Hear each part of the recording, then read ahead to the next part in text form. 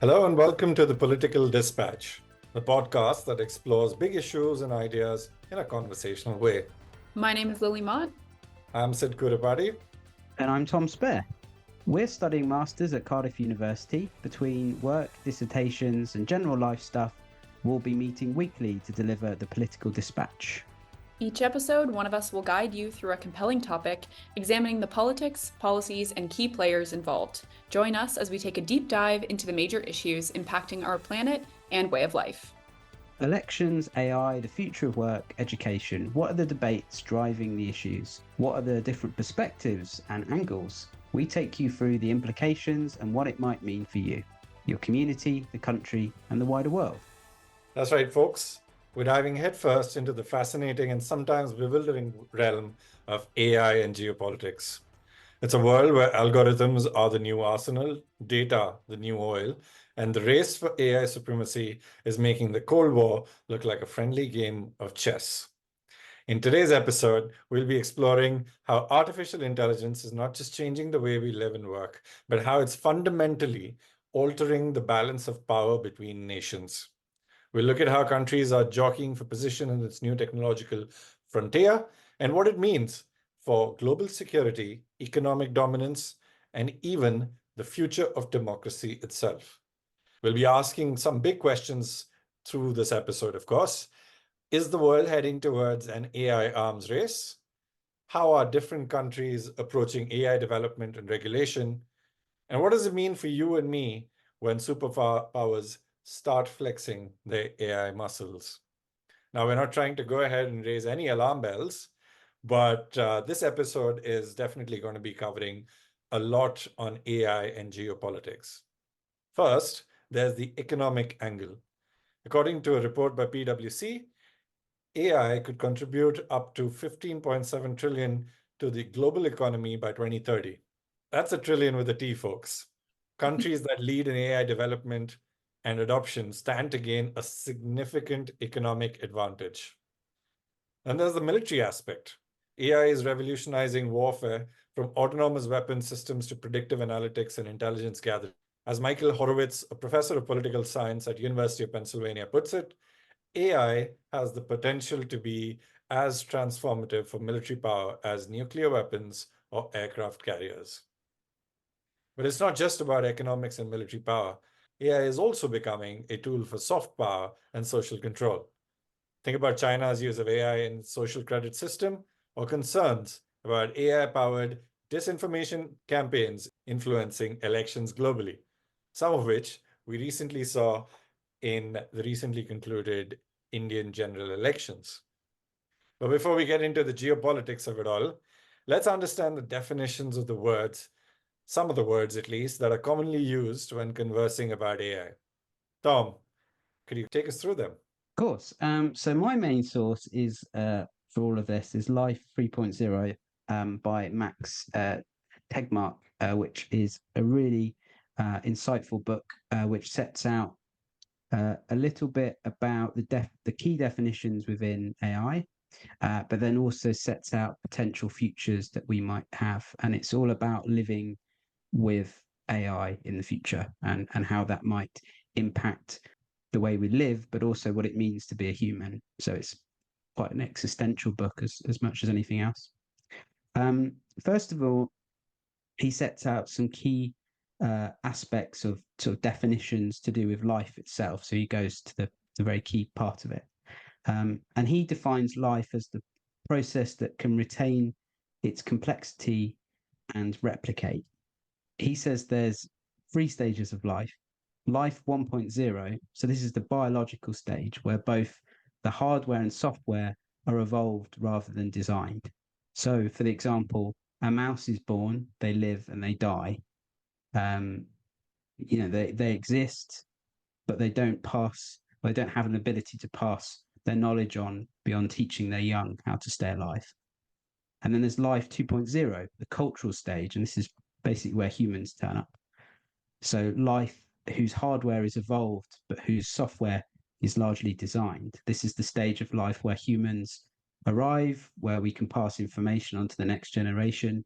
Software in this sort of definition is all the algorithms and knowledge that you use to process the information from your senses and decide what to do, from recognizing your friends to the ability to walk, to read, to write, to calculate, to sing, and to tell jokes. And Life 3.0 is where we sort of is the master of its own destiny, finally free from evolutionary shackles. So a life that can design its own software and hardware. In other words, after billions of years of evolution, Life 3.0 has the potential to defy and reprogram our evolution. And that can be us, or that could be artificial intelligence. That could be us working together with artificial intelligence. And just a couple of key definitions as well around what we mean by intelligence, artificial intelligence, and so on. Intelligence is the ability to accomplish complex goals. So that's quite a key part of it.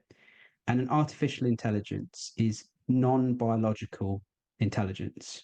And the key differentiation is to make of what we'll be talking about here is narrow intelligence, which is the ability to accomplish a narrow set of goals. For example, playing a game of chess or driving a car. And then general intelligence is the ability to accomplish virtually any goal, including learning. So if you were to have a driverless car, that's a narrow form of artificial intelligence. But if you end up with an AI which has the ability to accomplish virtually any goal, including learning, that then becomes artificial general intelligence, the ability to accomplish any cognitive task, at least as well as humans. Lily, I was just thinking, most of the development that has happened in the AI world is all private driven at this point in time. And the USA has been in the forefront of it, thanks to all the key major tech players that are there. Could you kind of shed light on, what's happening on that front a bit? Yeah, I think it's interesting because I learned about AI this past year. We kind of were uncovering the myths around AI in my course because that was digital media and society. So very much up our alley. And right now, obviously, there's this explosion around AI. Like, what does it mean? What is it? And it's so interesting because so many people have just started to learn about it and started to use it. I think it really started to explode last year, maybe the year before. Like, it wasn't even during COVID as much. I think it was like pretty much after, when people it started to become this buzzword and everybody started to use I think with ChatGPT, it really became more popular when people were actually using it in their daily lives. But I think it's so interesting because it's being developed by private sector companies. And like you were saying, a lot of them are based in the US. And there's this kind of race between these giant companies right now who can create the best ones. So obviously we have ChatGPT and we have Grok, which is Elon Musk's creation, and now we have Google's creation. And so there's all these different ones that people are kind of toying with, and every company wants one now. And all of them have to do a little bit of a different thing. They all like have a little bit of a different edge to them. But it's just really interesting too, because while all of these private companies are developing these technologies, the government oversight has been so minimal. And I think that's really concerning in the US because we have just seen the government not really want to touch it that much. Like, there have been meetings there have been high level meetings of different advisory groups and things. But when it comes to the actual regulation of AI and the development of it, there hasn't been that much. And so I think that's a lot of people's concerns, where the technology is moving so fast and there's not that much oversight of it. And I think we're seeing that with a lot of forms of technology right now. You could say social media, you could say, AI is very similar in that, where it's like these companies are really coming up with new things constantly. And is that a good thing? Is that a bad thing?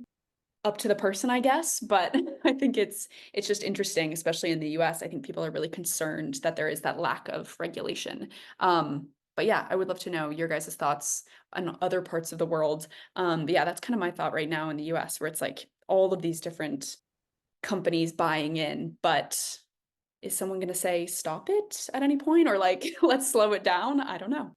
Yeah, I was also reading about the same thing, what you just said, that there's very minimal government oversight in this area of development. But they kind of drew an analogy on how that's been America's approach for almost all new technologies. Almost all new technology is private driven, say going back to even the 60s. And that's, of course, one of the things as a hallmark of a free market capitalist economy. But also what it does is that the fact that they're able to go ahead and allow the private players to, go further ahead, and the government ultimately ends up having access to it, no matter what. They will have access to it.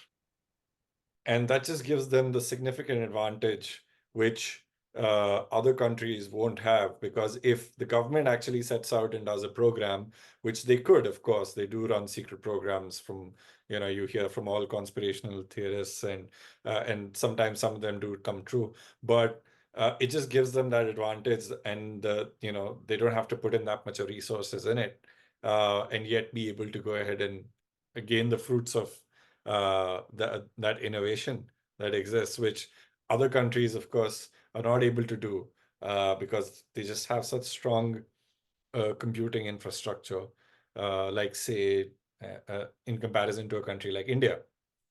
Now, what India is doing is that we don't really have that many strong data protection laws. So what that does is it allows the government or private players to go ahead and collect a lot of data without, which is very essential for developing different kinds of generative models to give it a lot of information. And that's a lot of data, which even the Western countries, something like the UK or the US, are definitely even looking out for as well, because they have very strong data protection laws in their country. So a lot of the AIs that are there, AI startups that are there in India, they're focusing more on the service model as to what are the problems that are solving in day-to-day services. And that just gives you a massive pool of STEM qualified engineers who are very adept at developing different kinds of AI models. So we have a very strong man force or human power, which is available, and which I think is going to play a very key role by the end of it, once the race heats up even further. What do you think, Tom?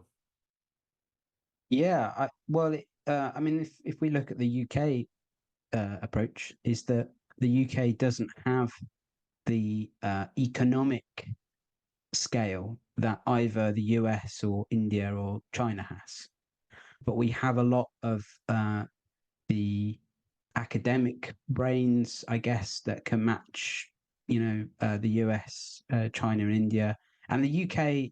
Really, academically, in terms of our universities, but in our research, we punch really far above our weight in comparison to a lot of countries in the world. That has started to take a bit of a hit over the last 10 years, with the Conservatives in power, because they've really focused on culture wars, and they haven't necessarily focused on the benefit of the UK higher education system, and funding has been really problematic. Where we were really we were trying to be equal in terms of that research academic drivers behind AI. We've sort of starting to fall a little bit behind, particularly with European Union funding. There's a thing called the Horizon Fund, which is a EU fund of money, which I think's come back now, but there was a period of many years where we just didn't have access to that. So we were losing lots of scientists' visas, even though we're offering generous visas for science-based folks and STEM people, STEM folks, then that just wasn't really working out. There's been some odd developments where, like, for example, having Rishi Sunak as the Prime Minister, someone who's worked in America, who's sort of jokingly often referred to as a bit of a tech bro, he had that really bizarre meeting with Elon Musk where they were on stage together, and they were really being, broskies, and then over the last few days where we've had this discussion about, we've seen riots play out across the UK. Elon Musk has gone on the ante against the Prime Minister Keir Starmer. So we have this we're in a sort of transitionary period where we're falling behind in so many areas, really. And the Labour government have just announced cuts to funds towards AI, which included about £800 million that was going to go to Edinburgh University. So yeah, I think the UK, on the one hand is trying to talk the talk, but doesn't have the resources and is actually falling behind quite significantly in a number of areas. I also think with the UK, the actual meeting that Rishi Sunak had, that was really interesting too, because obviously I think that was one of the first really big publicized meetings where different world leaders actually came to discuss this. And it was interesting because I do think it kind of devolved into fear mongering and just the worry about safety and kind of what could happen because of AI, which I do think is really important, but it's also really important to touch on what it actually is and like making sure that everyone understands that yes, there are lots of concerns associated with it and lots of privacy concerns. But I do think when you're saying AI to people now, there's so much fear associated with it as well. Like there's all of this fear as far as like what it's going to turn into and what it could be and all of this, where it's like I do think I love how we started off with those definitions at the beginning, because I think it's really important to actually understand the terms of we've actually been using AI for a long time. AI systems have been integrated into our technologies for a long time. So the actual idea that now it's this thing that we're all talking about and it's become this big buzzword is really interesting. And I think that summit, that institute, it really did turn into this whole like, oh no, we need to fear this technology, where it's like, I do think we should be hesitant and there should be a lot of worries about what could happen and there needs to be regulation, but it's also a great opportunity for technological development as well. So I have kind of mixed feelings about like where we're going to go with AI and also just kind of the media coverage of it. Yeah, it was the AI Safety Summit in Oh, Bletchley. okay. Have either of you heard of Bletchley Park? I Yeah. have. Yeah, yeah. Yeah, so it was the place where the code breakers during the Second World War and Alan Turing and co. And obviously Alan Turing is seen as one of the the key brains behind the development of computer technology in the 20th century. Also another example of where Britain has persecuted someone because of his sexuality and had a tragic life. And then in post has then been heralded as a hero, and sometimes that happens in a lot of British history, where these brilliant people are persecuted and then reflected later on, saying, "Oh, he was marvelous. We're really sorry about everything we did to him, and he ended up having a very tragic life, but was incredibly essential to the world that we live in today, and he predicted quite a lot of the things that were around the corner." I think also it's worth saying, sort of picking up on a few points you made there, Lily, about the different views of how AI can be used. So you've got again, Tegmark sort of defines three groups within AI. You've got the digital utopians, people like, for example, Larry Page and Google, who fully embrace AI, really without question, that it will only produce good things and positive things. That there'll only be great advances, and the the benefits will far outweigh any cons. And then you've got the techno skeptics, who people like so the chief scientist from Beidou, sort of China's Google, who don't believe that artificial general intelligence is sort of possible in our lifetimes, if ever. That the maths is too complicated, that it's not ever possible to have a level of AI that matches or is indeed superior to the functioning intelligence of humanity.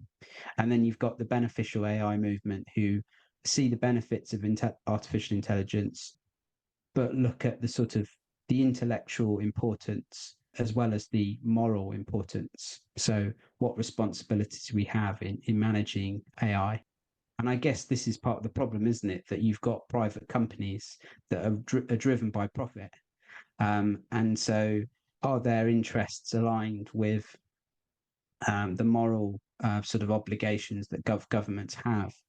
And really, I often think about artificial intelligence in terms of comparing it to the atomic bomb and the responsibilities that we have in terms of, you know, the use of atomic bombs and all that sort of thing.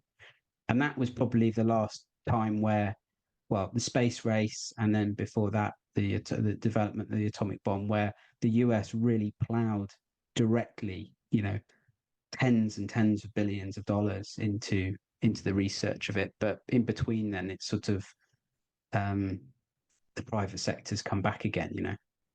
Yeah, I think you make some very interesting points there, and the moral or the ethical side of things is something which even I've been reading up about.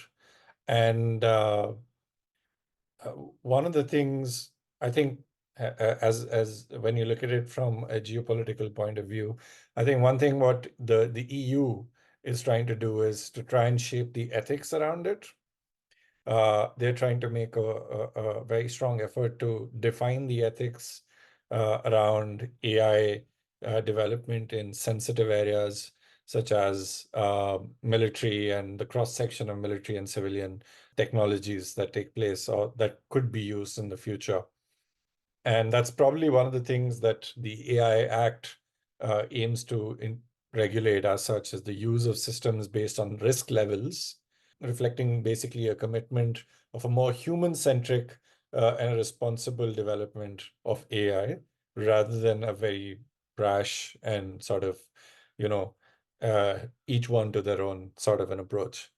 Because I think one of the key concerns is from a workforce perspective, which is, you know, which are the jobs that are going to go obsolete once you have AI firmly in place. And that is something which is going to affect a lot of people around the world, hundreds and thousands of it. I think we see some of it already being utilized, some of it already being, taking place in some countries, um, which are heavily, or certain sectors for that matter, which are heavily manpower driven, but can be made more efficient using technology, and especially stuff like AI. So I think that's probably the key concern that I've been thinking about, is that how do humans go ahead and adapt to to a world where AI plays a dominating role in terms of getting work done, and yet ensuring that they have like a day-to-day work life, and what is it that they would actually go ahead and be doing, and what are the jobs that are going to be very obsolete. Sometimes as a comms professional, I think about it, and Tom, you would possibly understand this as well, and Lily, you too, of course, that you have all these new models coming up which are able to generate, strategies or uh, speeches and whatnot, which are usually driven by a certain amount of thought. And a speechwriter is going ahead and writing it for like a political leader or so. But you have generative AI models which actually go ahead and do that. And some of them actually do that really well. You got to give credit where credit is due. But again, they're all dependent on what is the kind of prompt that is added to the generative AI model. So in that sense, um, they are human interventions or human uh, inputs that are required to go ahead and create that. But it does make you ponder over it a bit, you know, that what are the skills that we have that are actually not going to go obsolete. I do think too, the other concern that really makes me personally concerned as well is the idea that generative AI is always trained on existing data. So that's something that we talked about a lot in my course as well, where as humans, we have this perception of technology as being objective and relatively unbiased because of the way that it's presented itself to us. So when you think about like an Apple product, for example, it is the quintessential tech object. Like if you think about an iPhone, for example, it's so sleek and thin, and it is like what we think of when we think of technology. And it's designed perfectly that way to make your brain think like, oh, this thing is inhuman, and it has no human input, and this is objective, and this is this piece of tech that I can rely on and trust. And at the same time, of course, all generative AI systems are fed data which train it. And data in itself reflects human biases and reflects our societal biases. And so when we have this perception in society that our data and our AI is objective, or it's like, some sort of, it's above humanity in this way, it's really not, because it's actually just taking all of the things that we've already created and spitting something else out. And so I think that's also this concern with the media coverage of it, where we think about tech as being this bigger than us thing, when actually it's entirely reflective of racism and sexism and all of the isms. And that's also really unfortunate to think about, because we're going to continue to use this technology and think that it's objective, when actually, when you look at things like, for example, like hiring AI, like when they're using it in hiring processes, it is reflective of society's biases. So that's going to be a problem. And just something that I really do think people need to like know more about, because we don't cover it enough. Like I remember learning about this in class and being like, where is that in all of these articles about AI? Let's get this out there, because I just think it's something that we don't talk about as much, that we really need to consider the cultural biases in the technology that we're using as well, because they're there. If you use any generative AI program, if you use Midjourney or anything like that, other products are available, and you type in what you want and it generates the image, it will always be someone. It's sort of like the idea of what a perfect human might look like, or the beauty standards are unrealistic. Yeah, how when you ask for images of like groups of people or whatever, there's then sudden a shift from how old they look to when then it's sort of like there's nothing in between being young and then just being very old. So you've got this sort of infantilizing of people, and race, color of skin, all of these, ethnicity generally is problematic. But then when you think about, for example, deploying artificial intelligence to assist with big backlogs in the NHS, which is one of the ways they're going to try and make things more efficient. And one of the things that NHS Digital is targeting is looking at how you can reduce waiting lists and how you can support patients using AI, particularly with related to women's health. So if you've got these biases that already exist, then you're just going to be reinforcing all those things that are going on. Which and also that all the vast majority of people that are doing the coding and have designed these things are men. So it's really important then bringing in women into the process, training more female coders and non-binary folks, and to try and make sure that the people that are designing these things, at the very least, there's consulting with all these different groups that need to be involved in the process. No, absolutely true. And looking at it, how we've gone ahead and sort of explored the micro side of things, if we try and extrapolate it to the macro side of things, it all kind of boils down to who is actually going ahead and developing all these technologies, and with what purpose do they develop these technologies, and who really has the control over it. I was reading an article which said that which kind of looked at the philosophical side of things. And it's very important to discuss the philosophical side of AI, which often gets missed out because we just tend to look at the application side of it, because it's the philosophy that will actually go ahead and define the application of it by the end of the day. If I look at a large AI generative model like a Grok, and it's being developed primarily, and it's being overseen by a tech mogul like Elon Musk, who has very radical ideas. Perceptions and definitions of truth are very different. And he also holds a lot of power. He's one of the most powerful people there is. And he also controls the internet in a lot of the world, a lot of the countries in the world. So it kind of makes you pause and think that the objectivity and the truth that we actually know right now, or the way we perceive the world, would change or would shift to a certain extent based on these generative AI models, as to how they are going to be presenting us information, just because we think that they are objective, and they are, they have no skin in the game as such, one could say. Segueing that into the geopolitics side of things, I was reading another article which said that it's not about this race, if we can call it that, is not about who has the most advanced AI.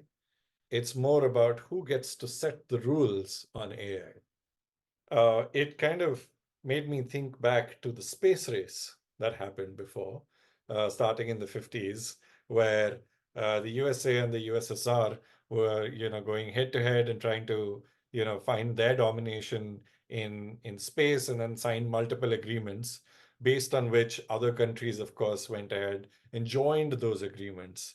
And those rules, many of those rules still apply, but they were all defined by these two powers, and we kind of work to their advantage at the end of the day, like it or not. And they had to go ahead and relax the rules a little more to involve private players and other countries, of course. But uh, you look at it at the end of the day, you only have a few countries, despite about 60 odd years of development in space technology, you only have about a handful of countries which have been specifically very close to either the United States or the Soviet Union, which have actually done something in this area. And I particularly think from a geopolitical perspective, I think this is something which is going to happen again in the form of AI, where it's just going to be a few handful of countries which will control a lot more than they actually should be. But what aspect of it are they going to control is going to be very interesting to see. The space race played a really important part in the development of artificial intelligence and the use of integrated silicon chips. So every piece of technology that we own, every computer has silicon chips in them. That's why Silicon Valley is called Silicon Valley. So, for example, like the first integrated silicon chip was designed for the Apollo moon landing, and now they are so small that, for example, Intel have created chips that are 2 nanometers large. So they're no larger than a fingernail, containing 50 billion transistors, so each the size of 5 atoms. So we're talking about, this is like very, very exact science. This is like, the precision involved in the production is incredible. And it all relates to a thing called Moore's Law, which is the observation by Intel co-founder Gordon Moore that the number of transistors on an integrated circuit would double every 2 years, which means in theory, computer power will double every 2 years. So that's why, when you buy a laptop or any level of device, within 6 months to a year, there's something else that's replaced it, because the investment that's going on in the development of this technology is incredible, driven in part because of the military complex that surrounds it. This technology is used in guided missiles, in the heat seeking weapons and all that sort of thing, as well as sort of other great advances. So it's usually come in the form of sort of military advancements. But then also, there's obviously the key countries that are involved in this and in the production of semiconductors that are essential to computers. The concentrated area is in Taiwan, where you've got Taiwan Semiconductor Manufacturing Company, TSMC, produces 61% of all semiconductors in the world. And then also NVIDIA, which is an American company but has a American Taiwanese owner, is a huge part of that too. So TSMC will produce the chips, and NVIDIA will sort of help with the designing of those chips, and starting primarily in gaming, but now playing a really important role in AI. And in June, NVIDIA was briefly overtook Microsoft as the largest company, or most valuable company in the world, with a market capitalization of $3.34 trillion, which is larger than the whole French economy. I think that also segues really into another way that it's gonna affect everything, and just all of this production can't happen without an expense to the environment. I'm looking at the stat here that I think Sid pulled, maybe. And it's It Google. was Tom, actually. Oh, Tom pulled. All right, all right. Google's carbon emissions have increased nearly 50% in 5 years thanks to AI. So data centers, electricity consumption could double from 2022 levels to, ooh, this is going to get me, the measurement of electricity consumption. It's 1,000 terawatt hours. 1,000 terawatt hours. Okay, so in 2026. And I think the better comparison, just so that then people who don't know how much that is, Japan's level of electricity demand, which is very interesting. I think the carbon emissions part of this, like we always think about how amazing the technological advancements are and just how much we're developing. But also, I think that we always forget the expense that this is going to have on our environmental systems. I just think that blows my mind. I'm like thinking about that right now. I actually just read this, so I'm like processing in real time. That's really scary too. So Yeah. And also the fact that a search on ChatGPT takes up 4 times the amount of energy usage than a Google search does. yeah, So, you know,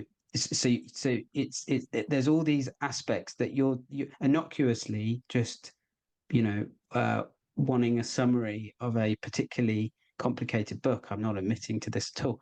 And then it comes back with this great summary, but you don't realize you've caused 4 times the amount of carbon emissions than a Google search. And you don't even think that a Google search would create carbon emissions because you're sat at home, you don't see plumes of smoke coming out of your chimney or something, as a result. But there is that huge environmental impact, not only with that, but also with the production of everything, all the kit that we're using today. Most of it is made either in China or has essential parts that are made in Taiwan. There's so many facets to it, really, which people I think should be more aware of. It kind of makes me think that the development in AI will not go hand in hand with the Sustainable Development Goals, you know, and that uh, AI will, of course, take precedence over the SDGs in many ways, because just because of their sheer, versatility in applications, especially the military side of things. And while while the US, we've discussed about the US, we've discussed about the UK side of things or the EU side of things, or their attempt to go ahead and form the regulatory sort of an act which will be the bedrock for AI regulation around the world. We still haven't gone ahead and sort of addressed uh, one of the largest carbon emitters in the world, and also the dragon in the room, which is China, uh, which has very clearly, to draw a parallel on the space race, it's not USA and Russia anymore, it's USA and China in this race. And the secrecy, of course, helps them a lot. It also makes them very wary in the Western world, or in the rest of the world at least.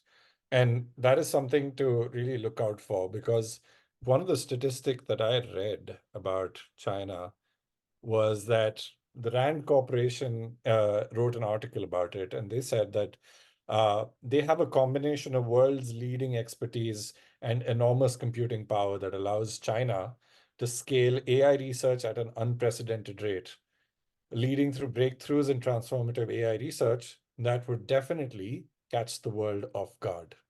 Now, if I keep those adjectives and those things aside, it's still true that they have a very large workforce and a computing power.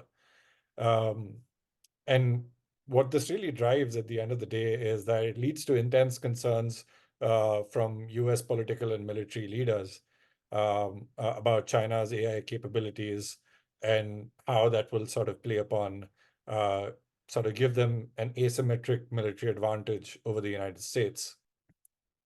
And considering that the world that we're living in today, and I mean right now, there's there's a lot of conflict happening in the world. There are a couple of wars that are happening in the world, and each of these wars are in not to be insensitive, but they are displaying the use of the current technology that we have, and some of the new technology that is also being used is also being deployed in these wars and conflicts at this point in time. And the asymmetric military advantage is something which has become, which has gained a lot of chatter over the last 5-6 months or so, because of the drone technology that is being utilized, especially in the Israel-Palestine war, I would like to call it, where even drones from Iran came to were deployed towards Israel, and uh, similarly, I think Yemen also went ahead and did that to a certain extent, but it has shown the chinks in the armor, and when you have a very strong military industrial complex, and when you suddenly see chinks in the armor, it only raises alarm bells. And I think there's going to be a lot more focus on the military side of AI development in the world that we're going to see in the next 5 years. Yeah, adding on to that, I mean, we talk about, Russia's invasion of Ukraine and incursion into, Ukrainian territory. And at that around that time, a couple of years ago that happened, um, there was then questions raised about would China ever invade Taiwan? Because you've got this island that the Chinese believe is part of the mainland, in terms of its ideology, and it is part of China. And then you have the Taiwanese who firmly believe that, in their own independence, because in terms of the history, the nationalists were beaten by the communists after the Second World War, and they retreated to Taiwan. So Taiwan is one of the last sort of bastions of pre-communist China. And China imports, in 2017, imported spent $260 billion on importing semiconductor chips, most of which were made in Taiwan. China spends more money buying chips each year than the entire global trade in aircraft, for example, and spends more money on things like oil exportation and anything like that. So it's such a key commodity that it will become essential for any country to try and take advantage of that, or try and develop its own production, which America is doing to varying levels of success. And China in the past has been criticized for copying or cheating. There's been examples where when I was reading, I think it was Chip War by Chris Miller, and gave the example of how there was a Scottish company that was developing a certain type of technology, and he suddenly got a call from the Chinese government to say that there was a load of interest in the work of the company, and one of the vice premiers of China came to this company in Scotland, in sort of on the outskirts of Glasgow, and were taking a real interest. And the company sort of in the end declined to say, well, we don't want to take part in this, because I think they were starting to sense that there was something bigger going on. And then several weeks later, there was a break-in in their offices, and key laptops were taken. And then a year later, the guy that owned the company that ended up going into liquidation saw on a website that China was using the technology which his company had developed. So there are examples of those sort of things happening. But equally, I think for a long time, there's just been a perception that China steals stuff. But now they've got such a big economy, and they have this expertise now that exists within the country. They are doing exactly as you said, they're racing ahead, because they've been able to efficiently take information legally and illegally to then form, a different road, and under totalitarian control, where you can plan 5-10 years ahead. Whereas in the US, with all of the political disruption that goes on, and the inefficiency of Congress to pass any law, you're competing against something where you're just losing every day, basically, to the progress which is going on the other side of the world. Also, I'd like to go on record that there's no proven link between the break-in and the Chinese authorities. I read some more interesting things about this, which kind of defines what you were saying. What one in two words that could be defined as what China is doing is AI nationalism. All right. And and that applies to a few other countries as well, which is why you have a lot of countries who are setting up their own semiconductor chip manufacturing facilities. US is doing it, India is doing it. A lot of emerging economies are trying to do the same, trying to leverage, what they feel could be the biggest advantage in the next 20 years or so. Because everybody saw the problem that was there during COVID-19 pandemic. Suddenly, when Taiwan was shut off, you didn't have enough chips in the market. And everybody realized, like, wow, this is a huge market that we could actually go ahead and, make a play into now. And similarly, they're looking at AI capabilities from a similar lens and as a matter of national interest and sovereignty. So this is basically leading to concerns about a potential splinter net, that's what the scholars call it, where global internet fragments along with national or regional lines with different AI governance models in different parts of the world. So what was once just 30 years ago, maybe less than 30 years ago, was once that actually brought the world together. You now have the internet, which is actually getting divided into different splinter groups. And from a political sense, they're becoming, they risk becoming echo chambers at the end of the day. I think we've gone ahead and we've discussed the various aspects and facets of the AI development that is happening and the geopolitics around it. We've looked at the political side of things. We've looked at the economic side of things, definitely touched upon the military, and also the environmental impact that AI would have, not just at a macro level, but also at a day-to-day micro level. How is it that we are actually experiencing, utilizing, or getting affected by artificial intelligence? So, as we conclude this episode of the Political Dispatch, Lily, what is your take on maybe one positive that you see out of AI development? I think the positive spin that I'll put on it, I actually had a really good conversation yesterday with a graphic designer and like a professional graphic designer, and I asked her what her thoughts are about Canva.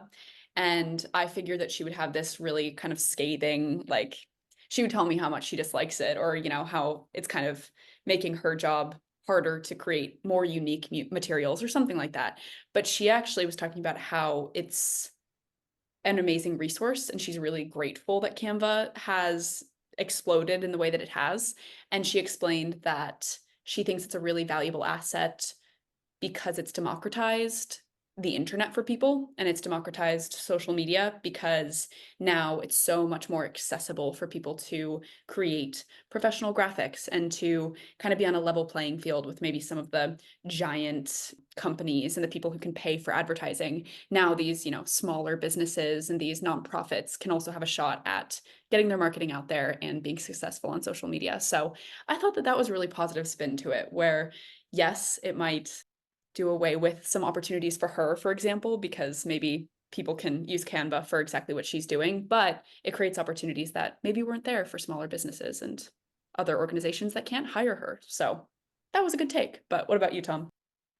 Yeah, well, leading on with that, I think there's an important point to make that as someone who I'm generally a creative person in terms of writing, but I've never been able to visualize what I'm writing. I can use Canva to do that. And also I can use Canva to pass on to my way more talented colleagues at work who are able to go, oh, I understand what he's getting at here, and then making it much better. So it is things like Canva are really collaborative tools. And democratization is a really good way of saying it, really, is that it should be accessible. We shouldn't have to be paying hundreds of pounds for these packages, really. Because these are basic tools which we can all have access to and develop. And I think that's my general message is the development of artificial intelligence, as we've said, has been around for a very long time, but it's become more of a buzzword, and there's a lot of negative media environment around it. I think the worst thing you could possibly do is stick your head in the sand and think it's all going to be, it's going to be fine. You've got to be a bit more clued up about it. And if you're not necessarily that tech savvy, and I'm not really, I'm not very far along on the development of it. Ask people who might be a bit more confident, and it's not necessarily an age thing. I think it's more of an interest in people that take time out to sort of look at the new sort of tech developments that are coming along, and also question what people are trying to get across in the news articles that you're reading and what sources you're reading to, and if you can embrace it in aspects of your life where it might make it easier. And I'm thinking things like treating some aspects of artificial intelligence as an assistant to the work that you do to make things more efficient, right? And we've had discussions here about our dissertations about, we could use some particular packages that might work for analysis of our data, but we can also use everyday stuff like Google Sheets and other things like that, which can make things better. And what I use AI for example, is when I've written academic work or anything, I get on Microsoft, you have a function where it reads it back to you, and I can pick up what's going on, for example. So it can tell me if that's using artificial intelligence, it's reading my work back to me, but then it's also improving the work that I do. So you can actually use it in everyday life. And if you do it that way, then it's less scary, I think, because at least you're starting to understand it and you'll see the benefits of it too. Excellent point there, Tom. Just to add on to something that you said of AI being an aid to your day-to-day life, I have the same point of view as well. I think AI tools and generative models have made life far more efficient, and they really help in managing our time really well. Some of the more menial tasks, which don't really require that much of effort, can definitely be outsourced to AI instead of Bangalore, right? So definitely that's one thing which I look at. But that's the more day-to-day side of things. But at a macro level, I also look at the fact that what I think should be is that artificial intelligence should be driven by a very human-centric approach, defined by, if not Asimov's 3 laws, but some of the laws or some regulation of some sort, which actually go ahead and ensure that the human input is always required.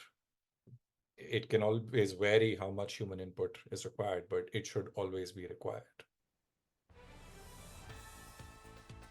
And that's episode 5 of the Political Dispatch. Thanks to Sidd for leading this episode. And a big thank you to Lily and Tom for a great discussion on AI and geopolitics. We would really appreciate it if you could subscribe to the podcast. We would also love to hear your thoughts and feedback, so leave us a rating or a comment wherever you're listening to this podcast right now. Thanks, everybody, and we'll see you on the next episode of the Political Dispatch.